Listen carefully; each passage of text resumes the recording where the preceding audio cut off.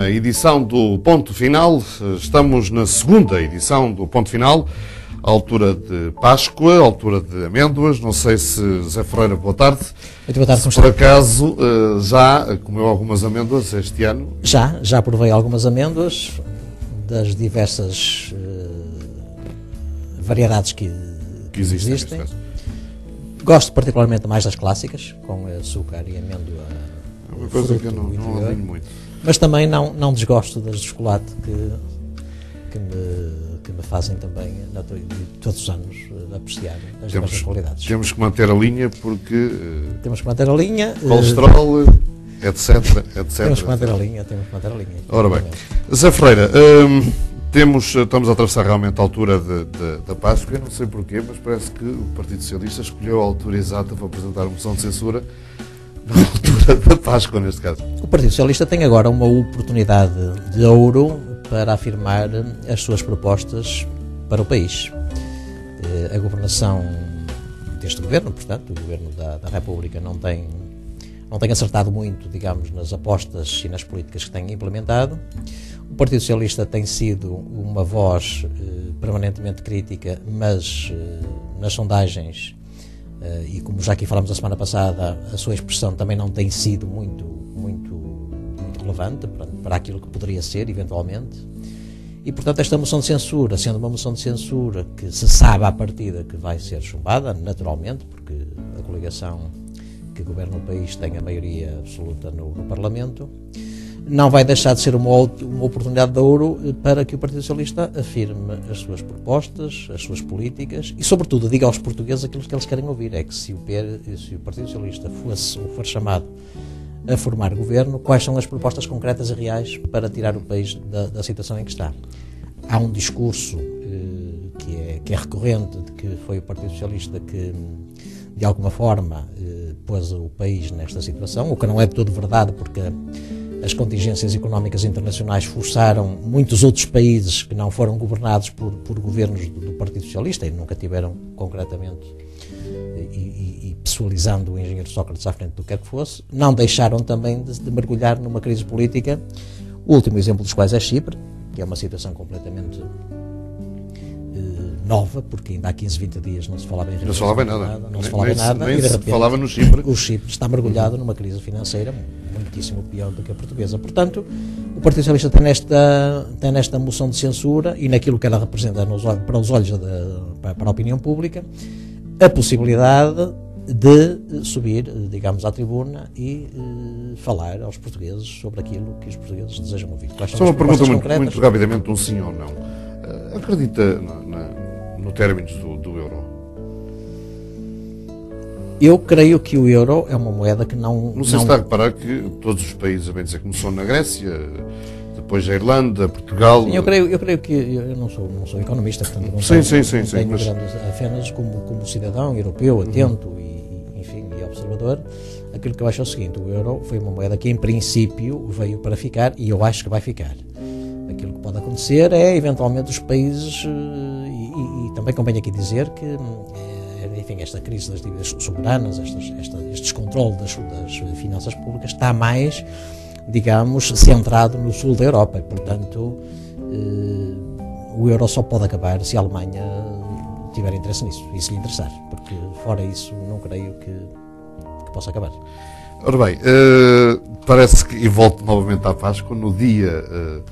aliás, não foi bem no dia, na quinta-feira é que se apresenta Cristo perante Pilatos e dizer: eis o homem. Ele veio um dia antes, veio na quarta-feira. Zé Sócrates, como é que vê esta entrevista de Zé Sócrates? Onde é que ele esteve bem, onde é que ele esteve mal?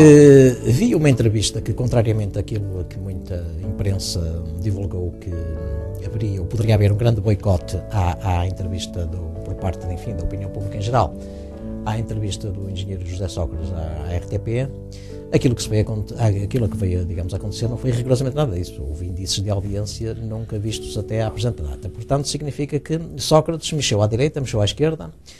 Sócrates introduziu uma dinâmica na política nacional e no discurso nacional que não deixou ninguém, digamos assim, indiferente. Esteve bem em algumas áreas. Penso que fez história sobre o relacionamento com o Presidente da República.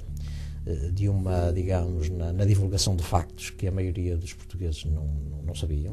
Relembrou, inclusivamente, peripécias que nunca foram, digamos, que foram, na altura que foram, e efetivamente foram divulgadas, mas que não foram divulgadas com, digamos, com a minuciosidade com que ele as colocou, sobre o comportamento do Presidente da República sobre esta situação toda, e dizendo, nomeadamente, justificando o porquê que o Presidente da República está, em certo sentido, agora com algumas dificuldades em fazer alavancar, digamos assim, o Governo para outras situações e outras propostas, porque, segundo Sócrates, este Presidente da República foi, efetivamente, parte do problema e não parte da solução. Não esteve tão bem relativamente ao resgate, às condicionantes em que a Troika entrou em Portugal, mas também aqui dizer que a crise económica internacional, também na altura, que já se perspectivava, também provavelmente ajudaria, ou era quase inevitável pedir o resgate. E, portanto, penso que Sócrates apareceu a força, e estou convencido que a partir de agora, quer como comentador, quer como, enfim, opinion maker de nenhum outro programa que possa vir a surgir, ninguém vai ser indiferente às entrevistas dele. Espera-se o avanço dele. Ele pelo menos disse que não, mas... Eu não creio, para a governação não creio que Sócrates se posicione. Mas para o Presidente da República? Para o Presidente da República, embora ele tenha dito que não, eu estou convencido que na política nunca se diz nunca, na política nunca ninguém se reforma, e portanto as condições hoje são umas. Porque a gente olhando para o leque de personalidades do PS, e aí eu encaixo a outra pergunta, é que, não vou dizer o nome da pessoa em causa, mas houve alguém do PS que já afirmou, PS precarense, para distinguir bem as coisas, que já afirmou que gosta mais de ver líder José Sócrates do que líder António José Seguro. Digamos que sim, para uma grande parte dos militantes do Partido Socialista e para a população portuguesa, e estas sondagens também apontam um bocado nesse sentido. Sócrates habituou-nos a uma forma diferente de fazer política. Foram 6 anos que Sócrates imprimiu um cunho muito pessoal, com uma forma própria, com um discurso próprio de fazer política, portanto um político aguerrido, um político que não desistia facilmente, que não atirava a toalha ao chão. O estilo de Seguro não é manifestamente esse. As propostas de Seguro são propostas mais ponderadas, mais sensatas, têm sido. E são estilos pessoais diferentes, quanto a isso não há assim muito a dizer. Portanto, é que as propostas que o PS tem agora para o país sejam propostas fundamentadas, propostas muito claras e, sobretudo, que captem o apoio dos portugueses. Ora bem, eu vou já encaixar aqui, a nível, deixamos agora a atualidade política e de televisão a nível nacional, e vamos falar um bocadinho já a nível do Conselho da nossa terra e da nossa cidade. E vou-lhe encaixar um dos candidatos à Câmara Municipal de Braga, porque vamos falar em parquímetros, e a questão, tínhamos 2 questões. A primeira questão é o que é que acha, que estão colocadas pelos nossos espectadores, e que desde o qual eu agradeço, ou nós agradecemos as suas questões através do programa pontofinal@gmail.com. Eu repito, programa pontofinal@gmail.com. Envie as suas questões. Nós estamos também a criar uma página do Facebook para colocar lá as questões, para depois o Zé Ferreira responder, se assim o entender. Questões devem ser sempre relacionadas com a atualidade da nossa cidade ou do nosso concelho, e não de outras, nomeadamente não ponham questões a nível internacionais, porque não estamos para aí muito virados. Vamos então falar de parquímetros.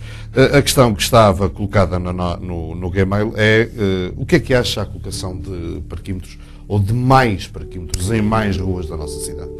Os parquímetros podem, em certo sentido, considerarem-se um mal necessário.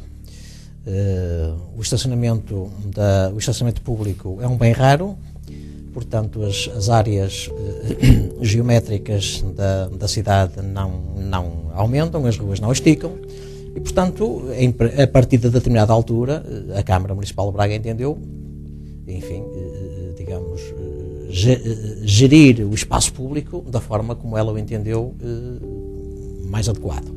Uma constatação de início, portanto, foi, digamos, a confissão clara de que a Polícia Municipal não estava, digamos, vocacionada para este tipo de, ou estava impossibilitada para este tipo de... Tinha pouca gente e também a lei não permite... Tinha pouca gente, a lei não permite, por exemplo, que se paguem horas extraordinárias e um conjunto de outras situações, o que levou a Câmara Municipal de Braga a, digamos, a fazer uma parceria para, digamos, para gerir melhor o espaço público. No centro da cidade era uma necessidade, nas ruas, nas principais artérias citadinas, a rotatividade no trânsito era muito importante, teria que ser feita, quanto a mim também.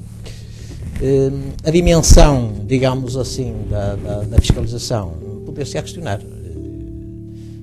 Se para o centro da cidade me parece pacífico, perfeitamente pacífico, porque gera a rotatividade do trânsito e possibilita, digamos, que o maior número de cidadãos possa também estacionar a sua viatura em locais que habitualmente estavam destinadas e só a quase aos mesmos do costume, porque eram funcionários bancários ou de companhias de seguros. Ou de escolas, como acontecia na Rua 25 de Abril, em que agora parece que se descobriu a pólvora e os carros dos professores passaram para o parque que tem direito dentro da escola, não é? Pois, evidentemente, eventualmente, por que não dizê-lo, esta política também vai, digamos, sensibilizar o automobilista e vai fazer pedagogia, porque quer se queira, quer não queira, também havia muito motorista, muito cidadão que colocava o carro onde queria, o dia inteiro, e pronto, das 7h30 da manhã até às 7h30 da tarde, e ninguém tinha mais a possibilidade de, naquele mesmo espaço, poder ser, digamos assim, ocupado por outras pessoas. Portanto, eu penso que foi uma opção que a Câmara Municipal fez,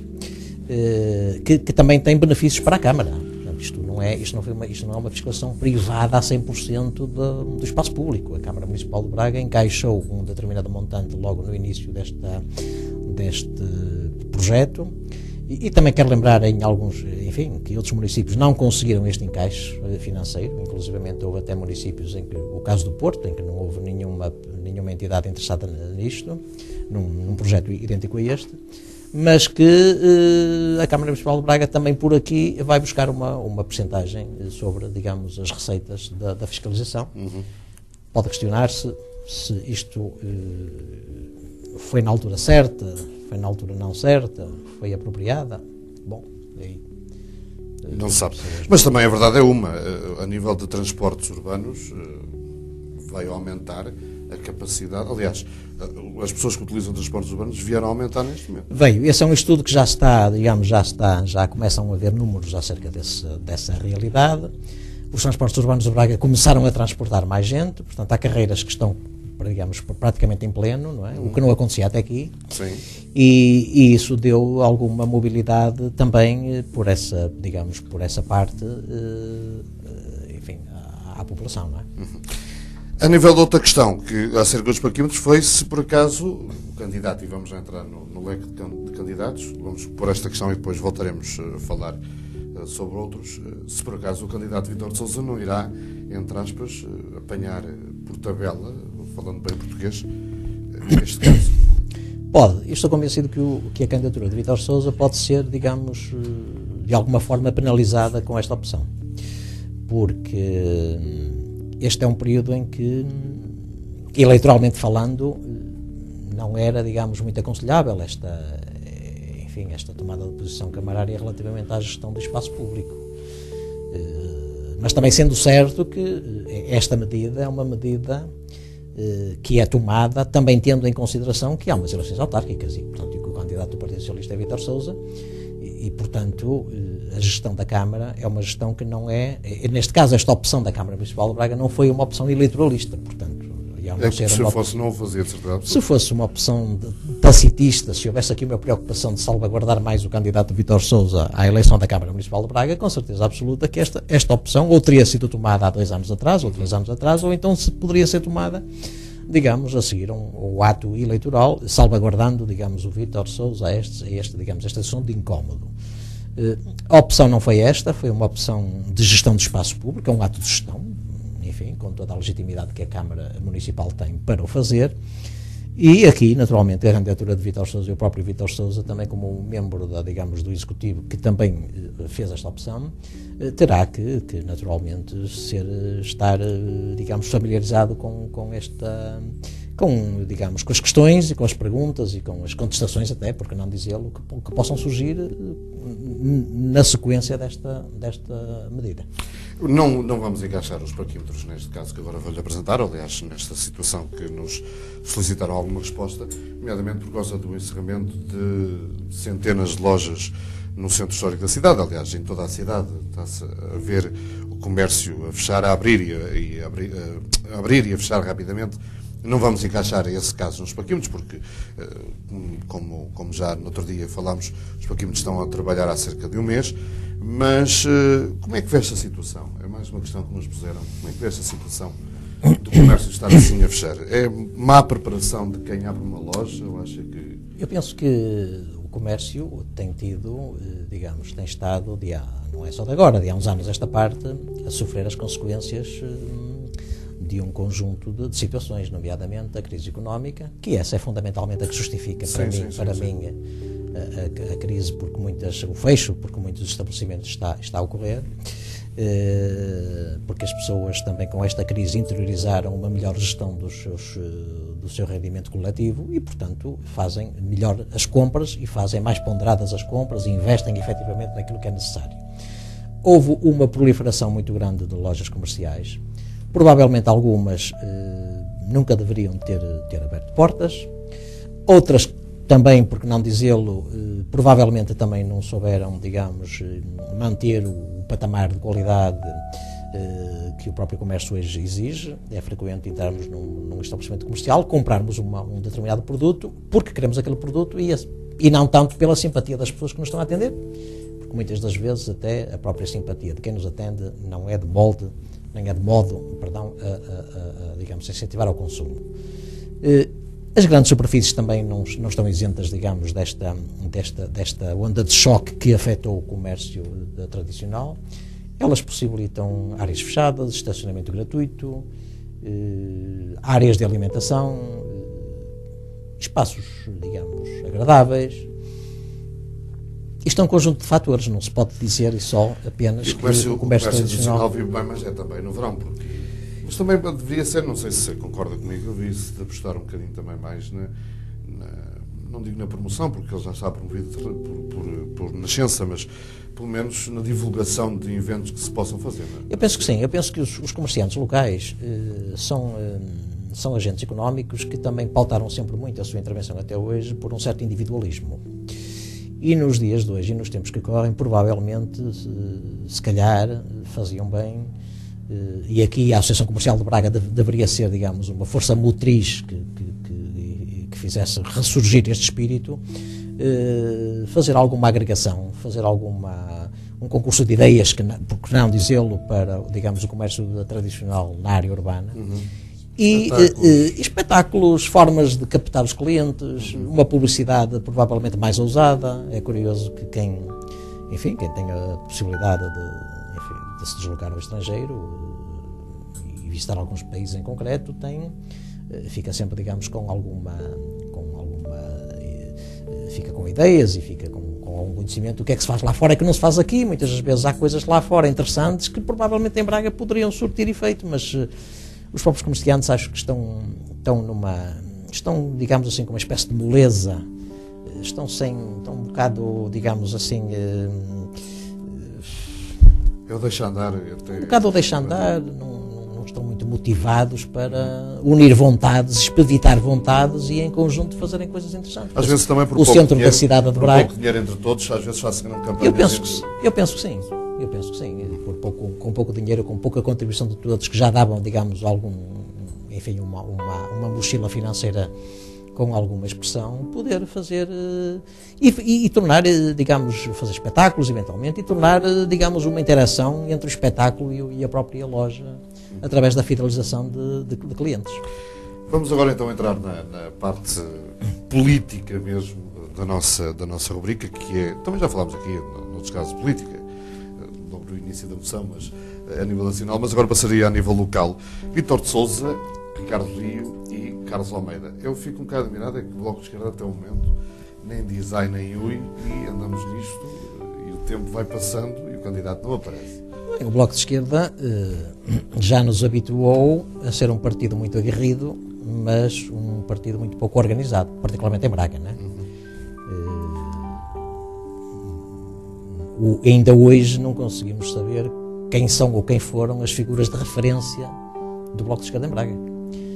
Na Assembleia, pelo palco da Assembleia Municipal passaram um conjunto de oradores, passaram vários, mas digamos assim, uma figura emblemática, entre aspas, que se possa associar o Bloco de Esquerda de Braga àquela figura, não temos. Não é? Ao contrário da CDU, que tinha e que ao longo do tempo mostrou, era o engenheiro Casais Batista. Depois houve um período em que entraram, enfim, foi substituído por 3 ou 4 protagonistas que foram entrando e saindo.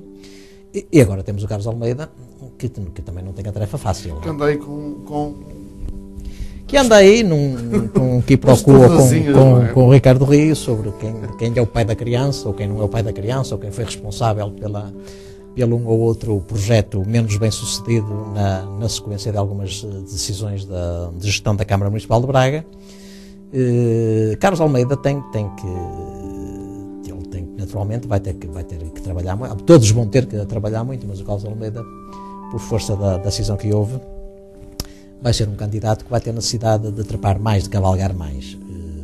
E é importante aí também que se assuma como um candidato mais, digamos assim, com maior rigor na informação pública, porque esta questão das piscinas motivou, digamos, uma reação de Ricardo Rio, enfim, porque a verdade histórica não teria sido. Uma coisa que eu acho piada é que piada não é piada nenhuma, mas acha-se uma certa graça é que agora todos os bairros problemáticos desta cidade, bairros problemáticos ou não problemáticos desta cidade, são visitados por todos eles. Pois, agora, claro. Foi ao Ricardo Rio, foi ao Carlos Almeida, portanto, isto de eleições, havia de haver eleições todos os meses, como se fosse. Eu direi que é natural que os candidatos e as candidaturas e as forças políticas que as suportam criem uma dinâmica própria nesta altura, não é? A candidatura de Ricardo Rio tem pautado mais pela feitura para além de algumas visitas que têm efetivamente feito, tem organizado alguns meetings, alguns colóquios que poderão ser interessantes e que naturalmente que poderão ser uma referência de proposta de aceitação e da recepção de propostas para um programa futuro. Ele falou no outro dia de turismo e peço desculpa, não se esqueça, vai, acerca do golfe nesta cidade, era mais um chamarizito. O golfe, se fosse concretizável, porque não é certo que o seja, porque a situação económica financeira que o município tem, e mais que o município, a conjuntura nacional, não são sempre investimentos com algum volume. Depois também depende do número de buracos que o próprio campo tenha, a própria manutenção com sistemas de rega constantes. Portanto, é um investimento muito caro. Eu penso que Ricardo Rio não estaria na mente dele, na minha perspectiva, não sei, que eu não falei com ele naturalmente, mas não sei se ele veria como a construção, ou a implementação de um campo de golfe em Braga. Estou convencido que economicamente não veria. Neste momento, acho. Pelo menos de Ponte de Lima, há realmente o Golfo de Ponte de Lima, segundo sabemos, porque também temos alguma parceria com a Axis e passa a publicidade. Segundo dizem, tem muito movimento e, portanto, as pessoas vão, os golfistas vão, sim, as famílias. O golfe é um desporto de elite que movimenta muita gente e muito dinheiro. Mas também movimenta muitos gastos. Também movimenta muitos gastos e também não se pode ter um campo de golfe em qualquer lado. Quer dizer, isto é como o aeroporto do Porto. Nós também gostávamos de ter um aeroporto em Braga, mas não vamos construir um aeroporto. Vamos aqui com uma autoestrada há 20 minutos. Ponte Lima também tem um campo de golfe. Não creio, sinceramente, digamos, um estudo de custo-benefício. Para si, entre os dois, Ricardo Rio e Carlos Almeida, além desse pipoco que houve e dessa discussãozinha, dessa pequena discussão que houve, acha que Estão a levar avante, a levar bem a sua... Estão. Manifestamente, Ricardo Rio com uma candidatura no terreno muito mais estruturada. Ricardo Rio está com outro cuidado que não Carlos Almeida. Carlos Almeida, desde logo pela sua juventude, mas não só pela sua juventude, também pela sua tradição histórica, não penetra em setores e em eleitorado que as outras duas candidaturas penetram. E, portanto, a candidatura de Rio está, de momento, embora as duas, no global, as candidaturas estejam, digamos, um bocado em banho-maria, um bocado, enfim, muito morna, já se vislumbra que a candidatura de Ricardo Rio está muito melhor, muito mais estruturada do que a da CDU, sem sombra de dúvidas. Isso não... E pegando agora em Vítor Sousa, a candidatura de Vítor Sousa tem pautado a sua intervenção pela ida ao terreno, tem pautado a sua intervenção pela visita ao associativismo, de onde tem, de resto, e já nesta fase, digamos assim, recolhido apoios, declarações públicas de apoio à candidatura, não é? O que é um sinal positivo para a candidatura de Vítor Sousa. Estou a lembrar-me em dois, o mais recente foi, penso, o caso dos veteranos de guerra, os Bravos da Luz. Bravos da Luz, houve muita gente... A visita também à escola profissional, que é... Houve muita gente que, algumas, em termos de instituições, a instituição em si a declarar o apoio a Vítor Sousa, outras, não a instituição, mas muitos membros, dessas instituições, individualmente e particularmente, e pessoalmente, a declarar-lhe o apoio. É um bom começo, porque é um começo de terreno, é um começo de base. Não quer dizer que a do Rio não seja, pode ser-lo, quer dizer, pode estar a ser, mas numa outra perspectiva, não é? Mas a candidatura de Vítor está no terreno, portanto tem estado a fazer uma boa ligação com as instituições, com as associações, digamos, o associativismo local. Não tem descurado também setores ligados, nomeadamente, digamos, ao social. E para já as coisas, diria que estão mais ou menos neste pé. Vislumbram-se duas candidaturas fortes, vislumbram-se duas candidaturas estruturadas. Nesta fase, talvez por uma questão de estratégia política, uma mais voltada para o terreno, mais voltada para, digamos, para a intrusão com as coletividades, outra num patamar, digamos assim, mais vocacionada ou mais virada para o pensamento e para o debate de ideias. Muito sinceramente, fala-se numa possível candidatura vinda de Massimilhos, ali para os lados de Massimilhos. Fala-se que até já há cartazes feitos, panfletos feitos, só se estava à espera aí de alguns apoios financeiros para arrancar com a mesma. Será bem-vinda mais uma candidatura à Câmara de Braga? Candidatura independente, neste caso? Eu vou-lhe dar a minha opinião pessoal. Eu penso que os movimentos cívicos fazem todo sentido numa democracia. A democracia não se esgota nos partidos políticos e a democracia não se esgota nos diretórios partidários de onde saem, digamos, a indicação e a digitação dos candidatos. E os partidos também têm que fazer aqui uma reflexão. Já a semana passada conversámos acerca disso, que hoje é importante fazer uma forma diferente, é importante que se faça diferente em termos de política, não é? Porque há muita gente que não se revê nos partidos políticos, há muita gente que... Já quem falou acerca de juntas, e o que poderá acontecer também a nível de Câmara. O que poderá também acontecer a nível de câmaras. Portanto, há muita gente que não se revê, há muita gente com qualidade, com capacidade, com opinião, com um currículo de vida até reconhecido e recomendado, que não se revê nesta forma de fazer política, porque não está para estar nos partidos políticos horas e horas e horas e meses e anos em reuniões sucessivas. E muitas vezes, que é uma coisa que é frustrante para quem tem da política também um conceito de serviço e de qualificação, é ver muitas vezes que nem sempre os melhores são os que estão a representar os partidos políticos. Isto aplica-se a todos.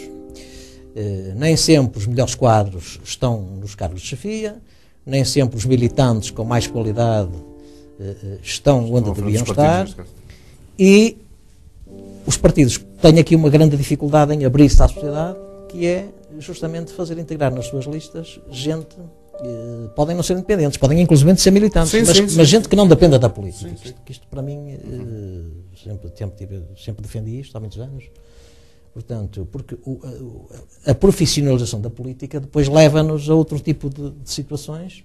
Desde logo, primeiro, afastar as pessoas que não se revêem nesta forma, porque a partir de determinada altura, e este fenómeno tem-se assistido de há uns anos esta parte, as pessoas entram nas jotas, nas diversas jotas, e das jotas passam, alguns acabam ou não acabam cursos, mas independentemente disso, não entram no mercado do trabalho, portanto, são pessoas que normalmente, em alguns casos, há outros casos bem-sucedidos, naturalmente, mas passam das jotas e passam para as assessorias, e das assessorias vão por aí fora, quer dizer, e Secretaria de Estado e por aí fora, e quer dizer, quando se vai fazer o balanço profissional da vida dessas pessoas, ou enfim, quando se vai ver o currículo dessas pessoas, são pessoas que não têm, digamos, que nunca criaram um emprego. Profissão de deputado, nada mais. Por exemplo, sem que retire o mérito, é muito bom deputado. E depois também há muita gente que sai do governo como ministro e vai para grandes empresas e depois anda-se